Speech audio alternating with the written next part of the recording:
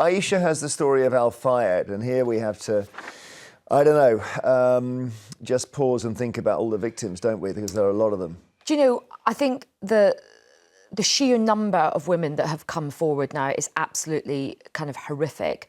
And I just pay real tribute to the bravery of these women coming forward, because it is not easy. And there is a pattern of behaviour. Now, when we see a man like Al-Fayed, the headlines are so repetitive. It's like, how did this one monster manage to get away with it? It's not one monster. We see this again and again and again, whether it was Jeffrey Epstein, whether it was Harvey Weinstein, Al-Fayed, Jimmy Savile. We see these men who get into these positions of extreme power, wealth and influence, and they are allowed to act with impunity.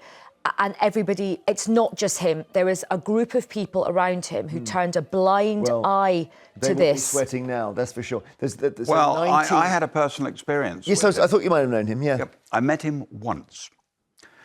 I was doing a signing session 50 years ago, whatever, it's a long time ago, with Donald Trump's second wife, who I think was Ivanka. Ivanka. She was sitting there signing books, and I was sitting here signing books, and he came in and said he'd like us to join him for lunch. So we both went and had lunch with him. Every other word was F or C. Yeah. I went home and told Mary, I hope I never see that man again in my life. So when these stories came out, I wasn't over surprised. No, and I mentioned the other day how the one time I interviewed him, at the end of the interview, said, you look like you need this. And he gave me what he said was Viagra. It's an odd thing. I've never met him before. So what's happened, the latest on this, BBC documentary, credit to the Beeb for this documentary.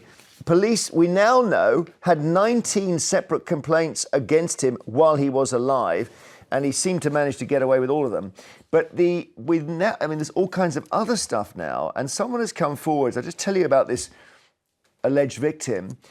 She was a young woman. She had never had sex before. She described herself as a virgin. He came on to her, but he said, I need you to do some medical checks. Disgusting. He sends her to Harley Street, and a doctor there called Anne Coxon apparently has to do a whole load of checks for HIV. Very intimate checks on this young woman, who, by the way, is only working as Harrods staff. You know, she has no reason for any of this. Coxon, just 16 at the time, Coxon, the doctor, is still alive and was chased down the street by reporters. Have a look. Do you have anything to say to the victims, Dr. Coxon? I have no comment. Would you like to apologise to them, Dr. Coxon? I have no comment.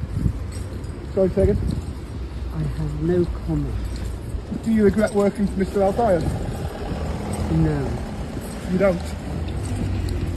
Do you believe that he carried out these crimes? I have no... Of course not. Did you carry out STD tests on Harrods staff members? No. I did not. You've been accused of doing so. Do you have anything to say on that? No comment. What do you think about them telling you for patient confidentiality? No comment. Now, I think she's still able to practice, and she may be struck off. I don't. Well, look, I mean that is absolutely disgusting. It's like something of the Handmaid's Tale. But I just think, look, when you have a case like this, of course, all the focus is understandably in the gruesome details of this case. But what this points to again and again and again is a much bigger, deeper problem in society with misogyny and violence, sexual violence against women and girls. You just look at we're talking about these women who were not believed. You look at how rape has practically been decriminalised in this country. You look at the number of young women who get attacked on a routine basis. When a case like this happens, we understand, we focus on him, and I get that. But we mustn't let the kind of the sort of sensationalist, gruesome, grotesque details of this case mask this bigger problem that is happening now in society as well. I won't go into details because it's a court case, but the Crossbow murders, which we recently saw, were one of the most troubling cases I've ever seen in my life. But this, Graham, is about a powerful man who can shield himself, isn't it? It is, and I see absolutely no reason why the situation will be any different now than previously. There is no justice in this, and the concern is, not the same thing, but you saw it with the kind of COVID and PPE. If you're stupendously wealthy, that's all the opportunity you need in this country, and he's got away with it. And I have absolutely no doubt I'll be sat here in 20 years' time, and a similar person to Al-Fayed will have got away with it by virtue of being a multimillionaire. Yeah, I mean, I suspect there was a bit of sympathy with him after '97 when he lost his son in the car crash with Diana, and he got some protection because of that. I suspect, but whatever. Well, he was kind of lionising the Crown.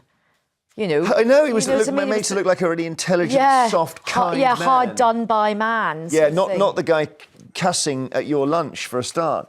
Anyway, there we go. Once again, the police arrived too late.